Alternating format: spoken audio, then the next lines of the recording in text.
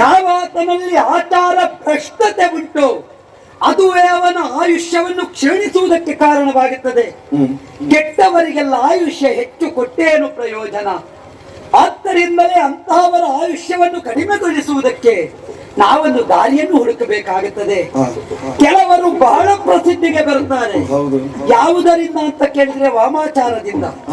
ಕೆಲವರು ಪ್ರಸಿದ್ಧಿಗೆ ಬರುವುದಿಲ್ಲ, ಆದರೆ ಉತ್ತಮರ ಮನದಾಳದಲ್ಲಿ ದೇವಸದೃಶವಾಗಿ ಕಾಣುತ್ತಾರೆ. ಅವರು ಮಾಡುವ ಕ್ರಿಯೆ ದೇವಕ್ರಿಯೆಯಾಗಿರುತ್ತದೆ. ಆದ್ದರಿಂದಲೇ ಉತ್ತಮವಾದದ್ದು ಬೆಳಕಿಗೆ ಬರುವುದು ಕಡಿಮೆ, ಕೆಟ್ಟದ್ದೆಲ್ಲ ಬೆಳಕಿಗೆ ಬರುವುದು ಬೇಗ. ಹಾಗಾದ ಕಾರಣ ಉತ್ತಮರ ಸಂರಕ್ಷಣೆಯನ್ನು ಮಾಡಬೇಕಾದದ್ದು ನಮ್ಮ ಆದ್ಯ ಕರ್ತವ್ಯವೇ ಹೌದಲ್ಲ. ನಿತ್ಯ ನೈಮಿತ್ತಿಕಾದಿ ಕರ್ಮಗಳನ್ನು ವಿರಚಿಸುತ್ತಾ ಇನ್ನು ಮೆರೆಯುತ್ತಾ ಇದ್ದಾನೆ ಭಂಡಾಸುರ. ಈ ಬೇಡದ್ದು ಮಾಡುವವರಿಗೆ ಭಕ್ತಿ ಹೆಚ್ಚು. ಯಾಕೆ? ಆಡಂಬರದ ಭಕ್ತಿ. ಅವರು ಹಾಕುವ ನಾಮ ಏನು? ಅವರು ಯಾರ್ಯಾರಿಗೆ ನಾಮ ಹಾಕಲಿಕ್ಕೆ ನಾಮ ಹಾಕುವುದು. ಅಂತಹ ಮೂರ್ಖತನವನ್ನು ಬಿಂಬಿಸ್ತಾ ಇದ್ದಾನೆ. ದೇವಲೋಕವನ್ನು ವಶ ಮಾಡಿದ್ದಾನೆ. ಸಾಧು ಸಜ್ಜನರಿಗೆ ಪೀಡೆ ಕೊಡ್ತಾ ಇದ್ದಾನೆ. ಸುರರ ಬಲವೃದ್ಧಿಯನ್ನು ಕೆಡಿಸುವುದೇ ಅವನ ಉದ್ದೇಶ ಎನ್ನುವುದು ಸ್ಪಷ್ಟ ತಾನೆ. ಆದ್ದರಿಂದ ಅವನ ನಿತ್ಯ ನೈಮಿತ್ತಕ್ಕೆ ಗುರು ಯಾರು ಅಂತ ಕೇಳಿದ್ರೆ ಆಚಾರ್ಯ ಶುಕ್ರರು. ಅವರ ನೇಮತನ್ವಯ ಕರ್ಮ ನಿರತನಾಗಿದ್ದಾನೆ. ಅವನನ್ನು ಕೊಲ್ಲುವುದಷ್ಟು ಸುಲಭ ಇಲ್ಲ. ಕೊಲ್ಲಬೇಕು, ಕರ್ಮ ಭ್ರಷ್ಟನಾಗಿಸಬೇಕು. ಅವನನ್ನು ಈ ಸಲ ಆದ್ರೂ ಹೋಮಕುಂಡದಿಂದ ಎಬ್ಬಿಸಬೇಕು. ಹಾಗಾಗಿ ಹೇಗೆ ಅವನನ್ನು ಎಬ್ಬಿಸುವುದು? ಮಾಡುವ ಹೋಮ ಲೋಕ ಕಲ್ಯಾಣದ್ದಲ್ಲ, ತನ್ನ ಸ್ವಾರ್ಥಕ್ಕೆ ಬೇಕಾದ ಹೋಮ. ಹಾಗಿದ್ರೆ ಅವನ ಮಾರಣ ಹೋಮ ನಡೆಯಬೇಕು ಅಂತಿದ್ರೆ ಒಂದು ಕಾರಣವನ್ನು ಕಂಡುಕೊಂಡಿದ್ದೇನೆ. ಕರ್ತೃ ಕಾರಣನು ಆಗಿರುವಂತಹ ನಾನು ಯೋಚಿಸಿದ್ದ ದಾರಿ ಯಾವುದು ಬಲ್ಲಿರಾ? ವಿಶೇಷ ಸಂಕಲ್ಪ. ಲೋಕದಲ್ಲಿ ಹೆಣ್ಣಿಗೆ, ಹೊನ್ನಿಗೆ, ಮಣ್ಣಿಗೆ ಬಲಿಯಾಗದವರು ಯಾರೂ ಇಲ್ಲ. ಅದರಲ್ಲಿಯೂ ಅಧಿಕಾರದಲ್ಲಿದ್ದವರನ್ನು ಸುಲಭವಾಗಿ ಮಣಿಸಬೇಕೋ ಅದಕ್ಕೆ ಹೆಣ್ಣೆ ಆಗಬೇಕು. ಅದಕ್ಕಾಗಿ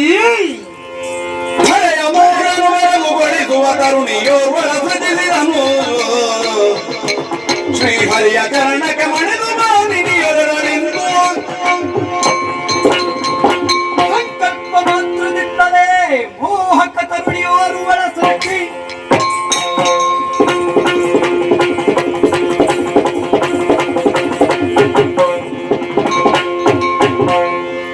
ಪರಮ ಪುರುಷ ಮುರಾರ ದೇವ ಅವತರಿಸು ನೀ ಕರುಣದಲ್ಲಿ ಭಿನ್ನಪವ.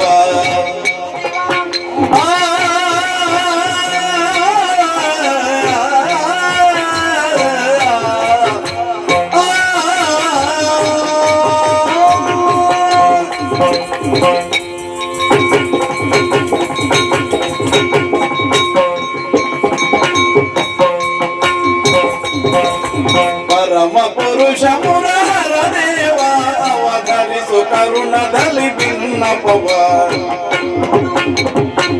ಎದಕ್ಕೆ ಸೃಜಿಸಿದ ಈ ತರಡಲಿರುವ ಅತಿಶಯವನಿಂದಿತ್ತನಗೆ ಆತನ ಕಾರ್ಯವ ನೀ ತಿಳುವುದು ಕೃಪಾತಿಶಯವ ಬೀರುತ್ತಲಿಮಿಗೆ. ಆತನ ಕಾರ್ಯವ ನೀ ತಿಳುವುದು ಕೃಪಾತಿಶಯವ ಬೀರುತ್ತಲಿಮಿಗೆ. ಪರಮ ಪುರುಷ ಮುರಹರ ದೇವ ಅವತರಿಸು ಕರುಣದಲ್ಲಿ ಭಿನ್ನಪವ.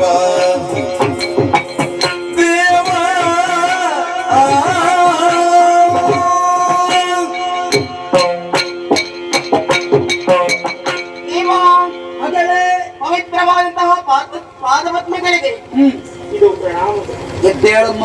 ಆಶ್ಚರ್ಯ, ಪರಮಾಶ್ಚರ್ಯ. ಕ್ಷೀರ ವಾರಿದಿಯು ಶ್ವೇತಮಂದಹಾಸವಾದಂತಹ ನಗುವನ್ನು ಬೀರುತ್ತಾ ಇದ್ದಾಳೆ. ಹರಿಗೆ ಗೋಮಿನಿಯನ್ನು, ಹರಣಿಗೆ ಚಂದ್ರನನ್ನು, ಇಂದ್ರಾದಿ ದೇವತೆಗಳಿಗೆ ಸಕಲ ಸಂಪತ್ತನ್ನು ತಾನೇ ಇಟ್ಟಿದ್ದೇನೆ ಎನ್ನುವ ಉದ್ದೇಶದಿಂದ ಸಂತೋಷವಾಗಿ ನರ್ತಿಸ್ತಾ ಇದ್ದಾಳೆ. ನಿಜ. ಬಿಳಿದಾದಂತಹ ಬಣ್ಣ ಅಂತ ಹೇಳಿದ್ರೆ ಶಾಂತಿಯ ಸಂಕೇತವಂತೆ. ನಿಜ. ಎಲ್ಲಿ ಶಾಂತಿಯು ನೆಲೆಯಾಗಿರ್ತದೋ ಅಲ್ಲಿ ದೇವರ ಸಾನ್ನಿಧ್ಯವೇ ಇರ್ತದಂತೆ. ನಿಜ. ಅಂತಹ ಭಕ್ತರ ಚಿತ್ತವನ್ನು ಸೆಳೆಯುವಂತಹ ವೈಕುಂಠವಿದು. ಇಲ್ಲಿ ನನ್ನ ಸೃಷ್ಟಿ.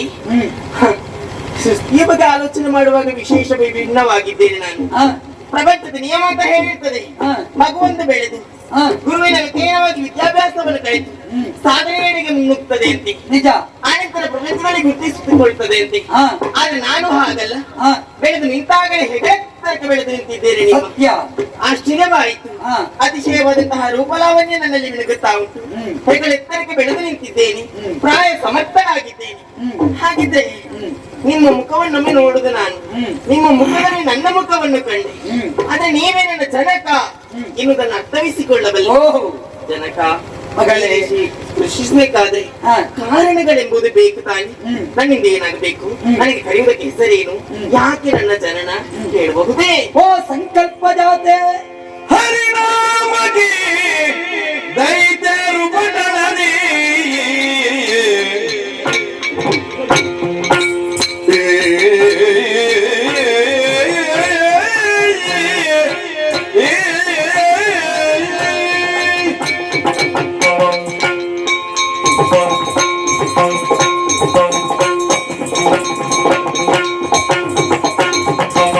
ಹರಿನಾಮಗಿ ದೈತ್ಯರು ಪಟಣದಿ ತರಹರಿ ಹೋದೂರು ದೈತ್ಯಗ ಅದರಿಂದ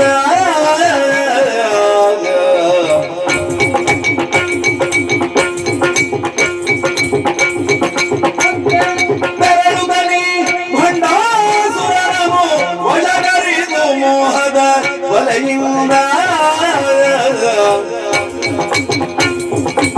ಬೆರಳುಗಲಿ ಭಂಡಾಸುರನನು ವಶಕರಿದು ಮೋಹದ ಬಲೆಯಿಂದ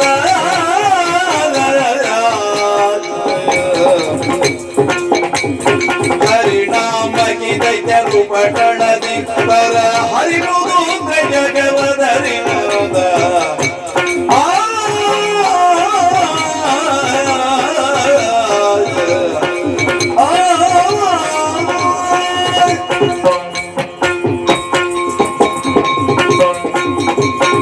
ಮಗಳೇ, ನನ್ನ ಸಂಕಲ್ಪದಿಂದ ಸೃಷ್ಟಿಯಾದ ಕೂಸು ನೀನು. ನಿನ್ನನ್ನು ಸೃಜಿಸುವಲ್ಲಿ ಸದುದ್ದೇಶವುಂಟು ಮಗಳೇ. ಏನು? ಪರಮ ಪಾವನವಾದ ವೈಕುಂಠ ಧಾಮ ಭಜಕಸ್ತೋಮಕ್ಕೆ ಆಶ್ರಯವಾಗಿರುವಂತಹದ್ದು. ಕೇವಲ ಇಲ್ಲಿಗೆ ಬಂದವರಿಗೆಲ್ಲ ಶಾಂತಿ ಅಂತ ಅರ್ಥ ಅಲ್ಲ. ಇಲ್ಲಿತ್ತುಕೊಂಡೇ ಲೋಕ ಮೂರರಲ್ಲಿ ಇರಬಹುದಾದ ಸಮಸ್ತ ಜೀವಕೋಟಿಯನ್ನು ಸಂರಕ್ಷಿಸುವ ದೇವ ನಾನು.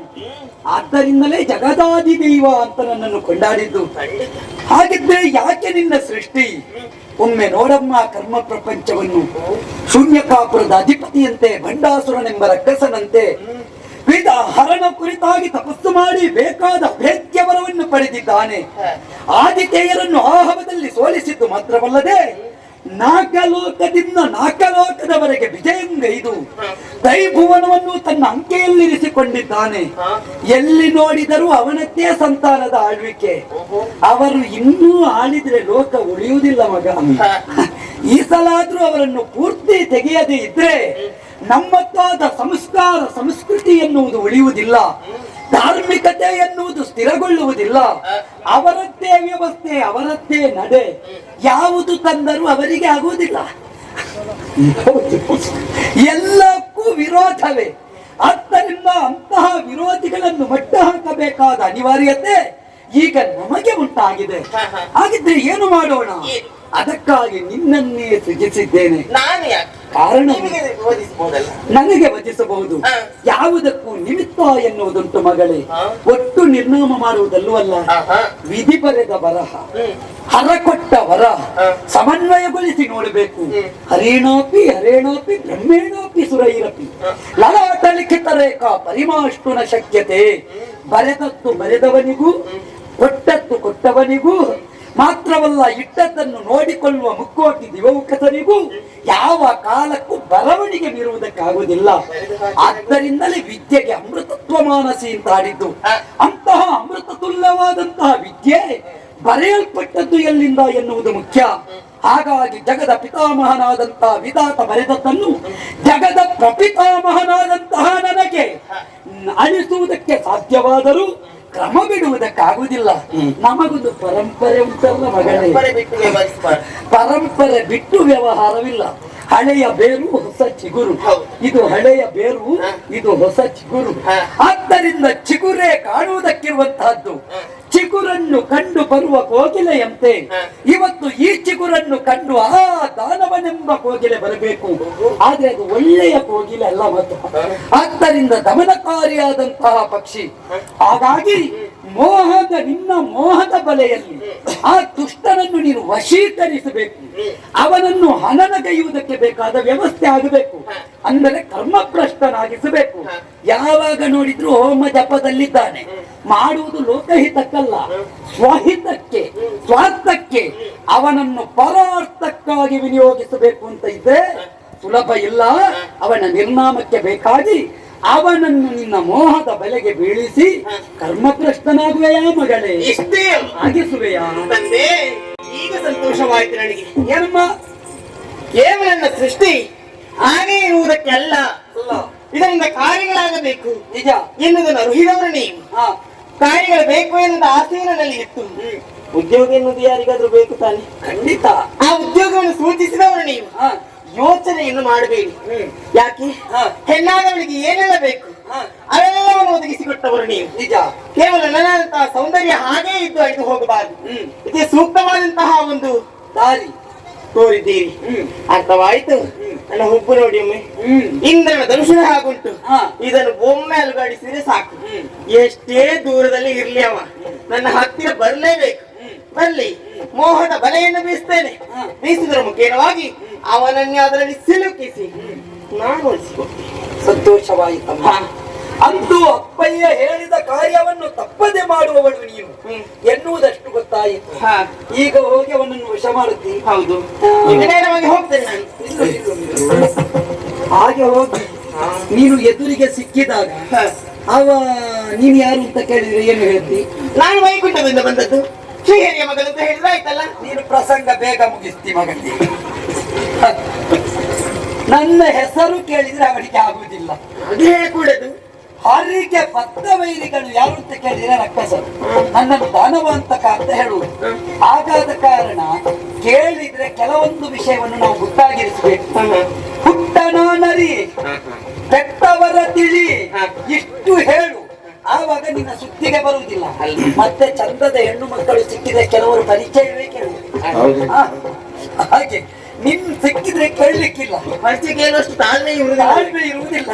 ಹಾಗಾದ್ರೆ ಕೇಳಿದ್ರೆ ಅಷ್ಟು ಹೇಳು. ಇದೆಲ್ಲ ಎಲ್ಲಿಂದ ಬಂದದ್ದು ಅಂತ ಕೇಳಿದ್ರೆ ಏನ್ ಹೇಳ್ಬೇಕು? 10 ಸಂವತ್ಸರ ಕೊಡುಗೆ ಅಂತ ಹೇಳು.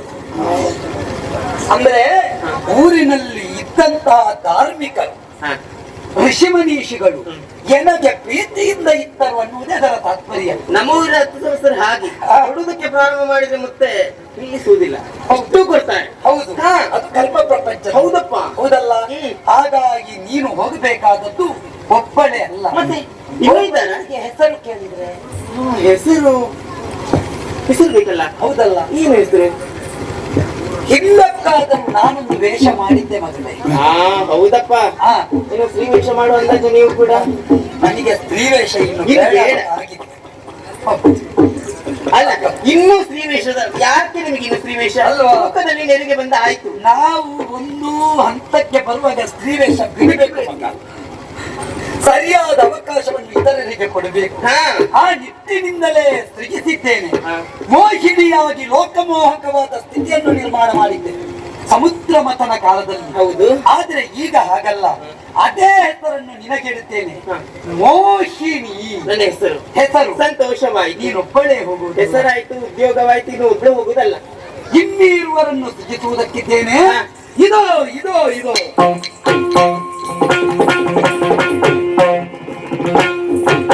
ಇವಳೇ ಅಲಂಬುಸ, ಇವಳೇ ವಿಶ್ವಾಚಿ, ಇವರು ನಿನ್ನ ಸಖಿಯರು. ಹಾಗಾಗಿ ನೀನು ಇವರನ್ನು ಜೊತೆ ಸೇರಿಸಿಕೊಂಡು ಹೋಗಬೇಕು. ಹೋಗಬೇಕಾದ ಕ್ಷೇತ್ರ ನಾನೇ ಹೇಳ್ತೇನೆ. ಮುಂದೆ ಹಿಮಾಚಲದ ತಪ್ಪಲಲ್ಲಿ ಉಂಟು ಬಿಂದು ಸರೋವರ. ಅಲ್ಲಿಗೆ ರಾಕ್ಷಸನವರ ಭೃತ್ಯರ ಜೊತೆಗೂಡಿಕೊಂಡು ಬರ್ತಾನೆ. ಬರುವ ಕಾಲದಲ್ಲಿ ನಿಮ್ಮ ಕಣ್ಣ ನೋಟದಿಂದಲೇ ಅವರನ್ನು ನಿಮ್ಮ ಬಳಿಗೆ ಸೆಳೆದು ಅವರು ಕರ್ಮಭ್ರಷ್ಟರಾಗುವಂತೆ ಮಾಡಿ ಮುಂದೆ ದೈತ್ಯ ಸಂಹಾರಕ್ಕೆ ಪೂರಕರಾಗಿ ವ್ಯವಹರಿಸಿ ನಿಮಗೆ ಶುಭವಾದ. ನೀವು ಆಡಿದಂತಹ ಮಾತುಗಳನ್ನು ಕೇಳಿದಾಗ ಮನಸ್ಸಿಗೆ ಸಂತೋಷವಾದ. ವಿಹಿತದಿ ಸಚಿವರು ಸಹಿತರೆ ಬಳಿಕ ಉತ್ಸಾಹದಿ ಬಂಡಾಸುರನು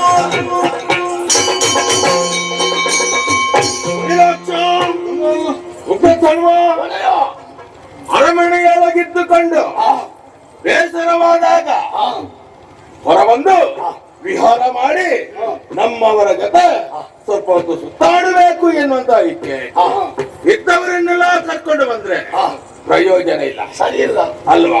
ನಮಗೆ ಬೇಕಾದವರ ಅಗತ್ಯ ಉಂಟು. ಹೌದು. ಅದಕ್ಕೆ ಬೇಕಾಗಿ ಇರುವವರನ್ನ ಆಯ್ಕೆ ಮಾಡಿಕೊಂಡ ಹೌದಾ? ಮಂತ್ರಿ ಸೇನಾನಿ ಜೊತೆಯಲ್ಲಿರ್ಬೇಕು ಎಂಬುದಾಗಿ ನೀವಿಬ್ಬರು ನನ್ನ ಜೊತೆಯಲ್ಲಿ ಬರುವುದಕ್ಕೆ ಸಿದ್ಧರಿದ್ದೀರಿ ತಾನೆ? ಸಿದ್ಧರಾಗಿದ್ದೇವೆ. ಹೋಗಬೇಕಾದ ಎಲ್ಲಿಗೆ ಗೊತ್ತುಂಟ?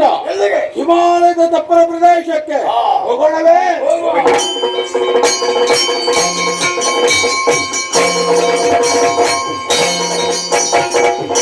ಗೆಳತಿಯರು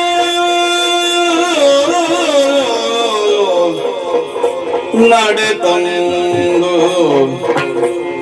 ಚಂಪಕ ವೃಕ್ಷದಡಿಯಲ್ಲಿ ಕುಳಿತು ಗಾಯನವ ಪಾಡುತ್ತ ಖಳನ ಬರವಂ ನಿರೀಕ್ಷಿಸುತ್ತೀರ್ದಡಿತ ಗಾಯನವ ಪಾಡುತ್ತ ಖಳನ ಬರವಂ ನಿರೀಕ್ಷಿಸುತ್ತ ಕೊಳ್ಳಿರಲು ಎಷ್ಟು ವೇಗವಾಗಿ ಬಂದು ತಲುಪಿದ್ದೇವೆ. ಸತ್ಯ, ತಂದೆಯವರು ಹೇಳಿದಂತಹ ಸ್ಥಳವಿದೆ. ಯಾವುದು? ಬಿಂದು ಸರೋವರ. ಹೌದು. ಅಲ್ಲಿ ಕಾಣುತ್ತಾ ಇದೆ ಚಂಪಕ ವೃಕ್ಷ. ಇದರ ಅಡಿಯಲ್ಲಿ ಸಂಗೀತವನ್ನು ಹಾಡುತ್ತಾ ಹೂಗಳನ್ನು ಕಟ್ಟುತ್ತಾ ಕುಳಿತುಕೊಳ್ಳುವ ಬರ್ತಾ ಇದೆ.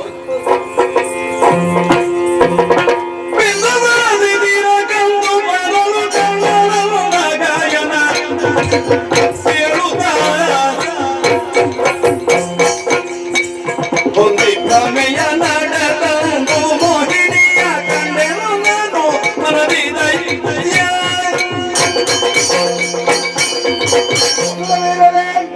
ಕಷ್ಟವಾಗಿರುವಂತಹ ಕಾಡಿನಲ್ಲಿ ಅರಸುತ್ತಾ ಸಂತೋಷವನ್ನು ಹುಡುಕಾಡುತ್ತಾ ನೆಮ್ಮದಿಯ ಬಗ್ಗೆ ಯೋಚಿಸ್ತಾ ಬಹಳಷ್ಟು ದೂರ ಬಂದಿದ್ದೇವೆ. ಈಗ ಆತ್ಮಾನಂದವಾಗುತ್ತಾ ಬೀಸುತ್ತಿರುವಂತಹ ತಂಗಾಳಿ, ಕೇಳುತ್ತಿರುವಂತಹ ಛೇಂಕಾರ, ಇದರಲ್ಲಿ ನಮಗೆ ಆನಂದ ಸಿಗುತ್ತಾ ಉಂಟು. ನೋಡಂತ ಮುಂದೆ ಎತ್ತರವಾಗಿ ಬೆಳೆದು ನಿಂತಹ ಮರಗಳು, ಹಬ್ಬಿ ಮೇಲೆ ಹೋಗಿರುವಂತಹ ಬಳ್ಳಿ, ಅರಳಿ ನಿಂತಹ ಹೂವು, ಒಂದು ಹೊಸ ಪ್ರಪಂಚವನ್ನು ಸೃಷ್ಟಿ ಮಾಡಿದ ಹಾಗುಂಟು. ನಮಗಾಗಿ ನೂತನವಾದಂತಹ ಸೃಷ್ಟಿ ಇದೆ ಎಂಬುದಾಗಿ ಹೇಳಿದ್ರು ಅಪರಾಧವಾಗಲಿಕ್ಕಿಲ್ಲ. ಇದನ್ನೆಲ್ಲವನ್ನು ಕಂಡಾಗ ಯಾಕೋ ಏನು ಇನ್ನೂ ಸ್ವಲ್ಪ ಹೊತ್ತು ಮುಂದೆ ಹೋಗಬೇಕು ಎಂಬುದಾಗಿ ಆಸೆಯಾಗುವುದು. ನೋಡಲಿ, ತಿಳಿ ನೀರಿನ ಸರಸಿ, ಹೌದೌದು. ಹೆಸರು ಗೊತ್ತುಂಟ? ಬಿಂದು ಸರಸಿ ಎಂಬುದಾಗಿ. ಬಿಂದು ಸರಸ. ಇದೇ ಬಿಂದು ಸರಸಿ ನಮ್ಮ ಪ್ರಭು ಪರಮೇಶ್ವರ ನರ್ತನವನ್ನು ಮಾಡ್ತಿರುವಂತಹ ಸಂದರ್ಭ. ಹೌದು, ಅವನ ತಲೆ ಮೇಲೆ ಇದ್ದಂತ ಗಂಗೆಯಿಂದ ಒಂದು ಬಿಂದು ಈ ಜಾಗಕ್ಕೆ ಬಿದ್ದದ್ದು. ಅಲ್ಲಿ ಸರಸ್ಸೊಂದು ನಿರ್ಮಾಣವಾಯಿತು. ಆಮೇಲೆ ಅದಕ್ಕೆ ಬಿಂದು ಸರಸಿ ಎಂಬ ಹೆಸರಾಯಿತು. ಪವಿತ್ರವಾಗಿರುವಂತಹ ಗಂಗೋತ್ರಿಕ ಇದರಲ್ಲಿ ಇರುವುದರಿಂದ ಇಲ್ಲಿ ಸ್ನಾನ ಮಾಡಿದವರ ಪಾಪ ಪರಿಹಾರವಾಗ್ತದೆ. ಅಘವಿನಾಶಿನಿಯಲ್ಲಿ ಮಿಂದು ಸ್ವಲ್ಪ ಹೊತ್ತು ಮುಂದೆ ಹೋಗೋಣ ಬನ್ನಿ. ಇದು ತಪ್ಪು ಬರ್ತದೆ. ಹೌದೇನೋ? ಇಲ್ಲವಾ? ನಿಶಬ್ದವಾಗಿರುವಂತ ಸಂದರ್ಭದಲ್ಲಿ ಸ್ವರ ಒಂದು ಕೇಳುತ್ತಾ ಉಂಟು. ಹೌದು. ನಿನಗೇನಂತ ಕೇಳಿಸಿದ? ಹೀಗಿರ್ಬಹುದಾ? ಹೇಗೆ? ನಾವೀಗ ಬಂದಲ್ಲಿದ್ದಲ್ಲಿಗೆ ದಟ್ಟವಾದಂತ ಅರಣ್ಯ ಪ್ರದೇಶ. ಹೌದಾ? ನಾನು ಕೇಳಿದ್ದೇನೊಂದು, ಒಂದಕ್ಕೊಂದು ಮರ ಡಿಕ್ಕಿ ಹೊಡೆದಾಗ ಆ ಗಾಳಿಯ ಚೇಂಕಾರಕ್ಕೆ ಅಯ್ಯೋ, ಅದಲ್ಲವ ಆ ಸ್ವರವನ್ನು ನಾವು ಹಿಂದೆ ಕೇಳಿದ್ದೇವೆ. ಅದಕ್ಕೂ ಇದಕ್ಕೂ ಸಾಕಷ್ಟು ವ್ಯತ್ಯಾಸ ಉಂಟು. ಹಾಡುವ ಹಾಡು ಇದು ಸಂಗೀತದಿಂದ ಕೂಡಿರುವಂತ. ಹೀಗಿರ್ಬೋದು. ಏನೋ ಯಾವುದೋ ಒಂದು ಭಾಗವತರಿಗೆ ಸ್ವಲ್ಪ ತಲೆ ಬಿಸಿಯಾಗಿ ಈ ದಟ್ಟವಾದ ಕಾಡಿಗೆ ಬಂದು ದೊಡ್ಡದಾದ ಬಂಡೆಕಲ್ಲ ಮೇಲೆ ಕುಳಿತು ರಾಗವನ್ನೇನು ಹಾಡುತ್ತಾ ಇರಬೇಕು. ಅಯ್ಯೋ, ಸ್ವರವನ್ನು ಕೇಳಿದಾಗ ಗೊತ್ತಾಗ್ತದೆ ಗಂಡಸರ ಸ್ವರವಲ್ಲ, ಅದು ಹೆಂಗಸರ ಸ್ವರ. ಹೆಂಗಸರ ಸ್ವರ.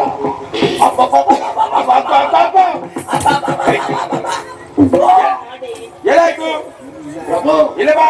ನನ್ನನ್ನು ಅತ್ತ ಸೆಳೆಯುತ್ತಾ ಉಂಟು. ಅದೊಂದು ಸ್ವರ ಮಾತ್ರವಲ್ಲ, ಗೆಜ್ಜೆ ಶಬ್ದ ಕೇಳು. ಗೆಜ್ಜೆ. ಛಣಕ್ ಛಣಕ್ ಛಣಕ್ ಛಣಕ್ ಛಣಕ್. ಅಲ್ವಾ? ಹೌದು. ಹಾಗಾದ್ರೆ ನಿಂತಲ್ಲಿ ನಿಲ್ಲಲಿಲ್ಲ, ಅತ್ತಿತ್ತ ಸಂಚರಿಸ್ತಾ ಇದ್ದಾರೆ, ಕುಣಿತಾ ಇದ್ದಾರೆ. ಯಾರಿರ್ಬೋದು? ನಮ್ಮೊಳಗೆ ನಾವೇ ಮಾತಾಡಿದ್ರೆ ಸರಿ ಉಂಟಾ? ಅದು ಹೌದು. ಸ್ವಲ್ಪ ನಾವು ವಿಚಾರಕ್ಕೆ ಬಂದ್ರೆ ಇಲ್ಲಿಯೇ ಹತ್ತಿರದಲ್ಲಿರಬಹುದು, ಅದಕ್ಕೆ ಬೇಕಾಗಿ ನಾವೆಲ್ಲ ಹುಡುಕಬೇಕು. ಕುಟಿಲಾಕ್ಷ, ಆ ಕಡೆಗೆ ಮುಖ ಮಾಡು, ಆ ದಾರಿಯಲ್ಲಿ ಹೋಗು. ಏನಾದ್ರೂ ಸಿಕ್ಕಿದ್ರೆ ನನಗೆ ಸೂಚನೆ ಕೊಡು. ಉಗ್ರ ಕರ್ಮ, ಈ ಕಡೆಗೆ ಹೋಗು.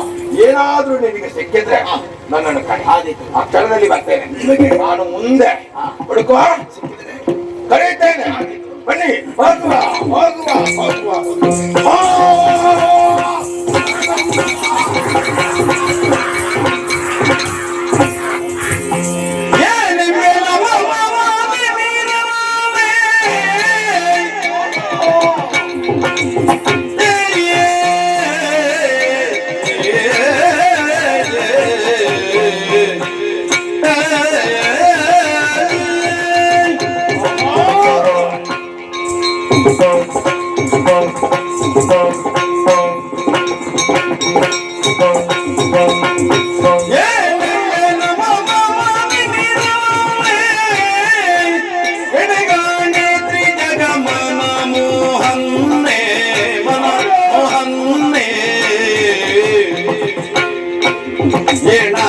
ನಿಭವದನೆಯ ಕಂಡು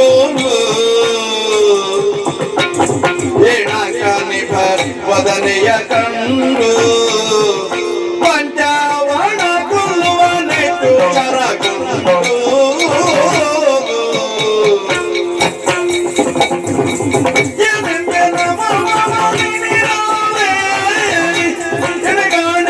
ಜಗಮನ ಮೋಹನ್ನೇ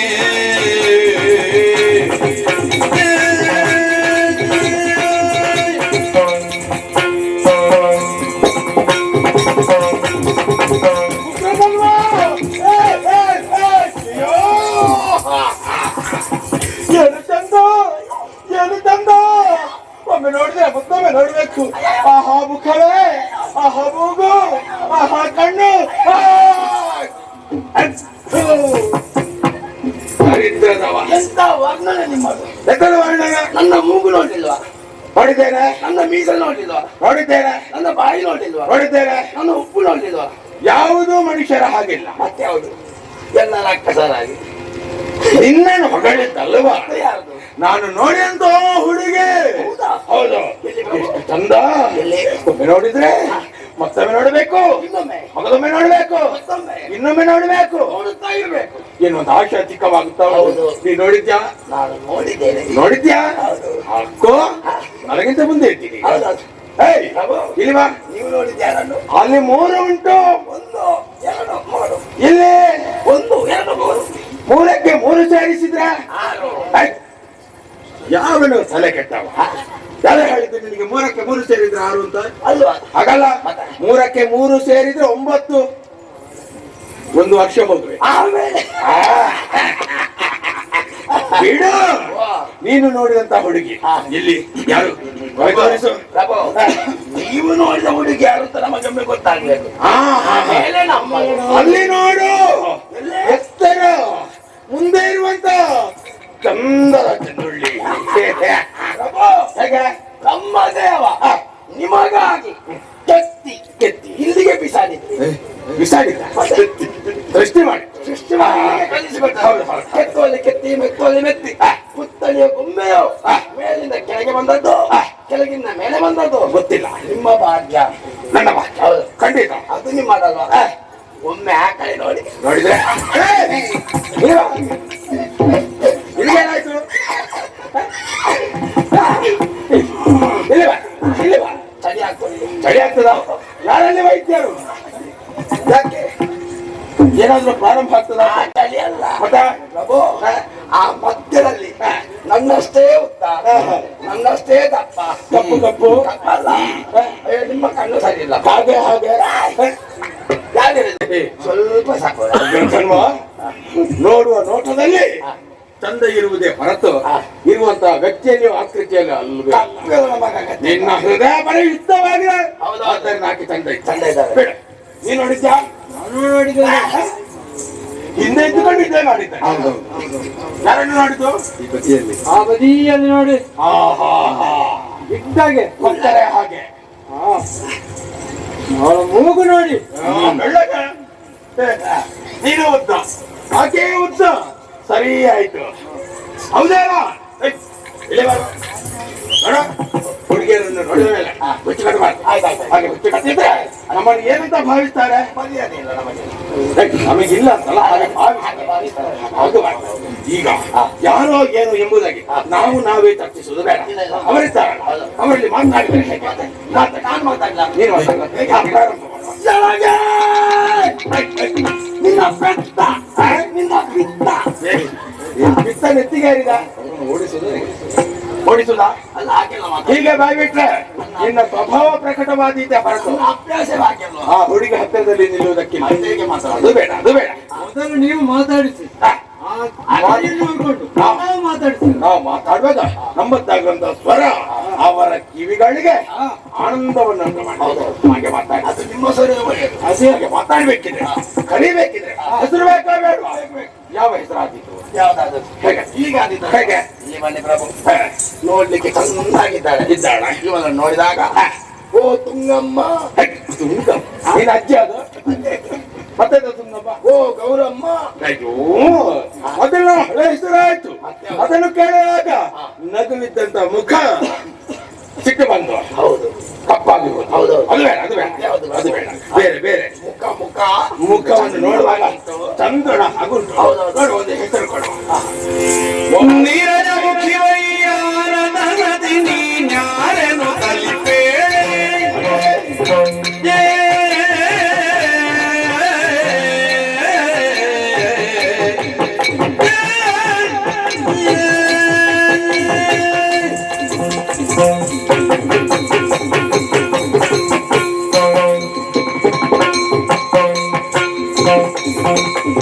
ನೀರಜ ಮುಖಿವಯ್ಯಾರ ನಗದಿ ನೀನ್ಯಾರೆನು ತಲಿಪೇಳೆ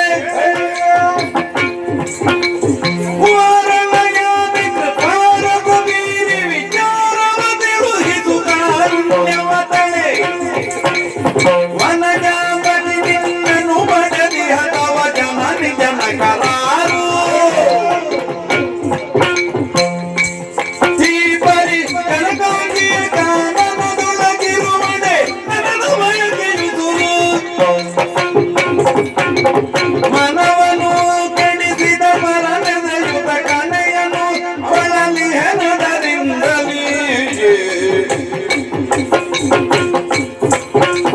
ವನಿತಾಮಣಿ ನೀ ಮನವ ಮಾಡುತ್ತನು ಕೂಡುತ್ತ ಸುಖವನ್ನು ಕರುಣಿದುದರೆ ನೀರಜ ಮುಖಿ ವಯ್ಯಾಡಲತಿ ನೀ ಯಾರೆನು ತಲಿಬೇಳೆ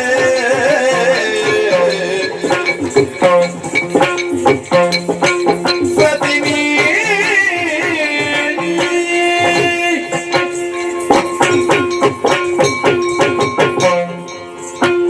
ಓ ನೀರಜ ಮುಖಿ,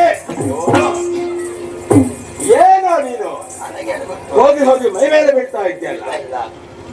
ನಾನು ಮಾತಾಡ್ತೀನಿ, ಸರಿಯಾಗಿ ಕೇಳು. ಆದಿತ್ತು ಓ ನೀರಜ ಮುಖಿ, ನಿನ್ನನ್ನೇ ಮಾತಾಡು. ಆಹಾ, ಬಾಯ್ ಬರ್ತೀನಿ.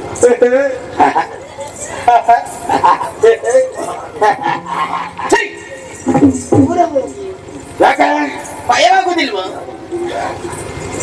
ಅದಲ್ವ ಅದಕ್ಕೆ ನೋಡಿ, ನವಮೋಹನಾಗಿಯ ನಿನ್ನನು ಬಿಡೆ ನಿಂದಿಲಿ ನವಮೋಹನಾಗಿಯ ನಿನ್ನನು ಬಿಡೆ ನಿಂದಿಲಿ ಮನವರ ಮಾಡು ದಿನ ದಿನ ತೈ ದಿನ ತೈ ದಿನ ತೈ ದಿನ ತೈ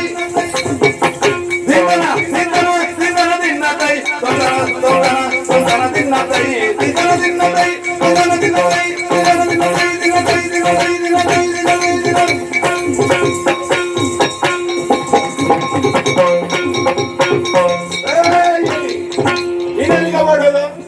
ಹೋದ್ರು, ಅವರು ಹೋದ್ರ? ನನಗೆ ಭಯವಾಗ್ತಾ ಇದೆ. ಅವರು ಹೋದ್ರೆ ಇವರು ಹೋಗಿದ್ದಾರೆ. ಯೋಚಿಸಬೇಡ. ಅಲ್ಲಿಬ್ಬರು ಹೋಗಲ್ಲ, ಇಲ್ಲಿದ್ದ ಇಬ್ಬರು ಕಾಣುವುದಿಲ್ಲ. ಅವ್ರು ಮಾತಾಡ್ತಾ ಇರಬಹುದು, ವಿಷಯವಲ್ಲ. ಈಗ ನಿನ್ನನ್ನು ನೋಡಿದ ಮೇಲೆ ಯಾಕೋ ಏನು ಹತ್ತಿರದಲ್ಲಿ ಇರ್ಬೇಕು, ಮಾತಾಡ್ಬೇಕು, ಏನೊಂದು ಆಸೆ ಚಿಕ್ಕವಾಯ್ತು. ಅದಕ್ಕೆ ಬೇಕಾಗಿ ಪ್ರಶ್ನೆ ಕೇಳೋದು, ನಿನ್ನಲ್ಲಿ ಜನ್ಮ ಕೊಟ್ಟಂತ ತಂದೆ ತಾಯಿಗಳ ಈ ಕಡೆ ಬರುವಾಗ ಏನು ಕಾರಣ, ಊರಾವುದು, ಹೆಸರೇನು, ಎಲ್ಲವನ್ನು ಸವಿಸ್ತಾರವಾಗಿ ಹೇಳಬಹುದೇ? ನನ್ನ ಪರಿಚಯವೇ ಕೇಳುವುದೈತೆ ತಿಲಕ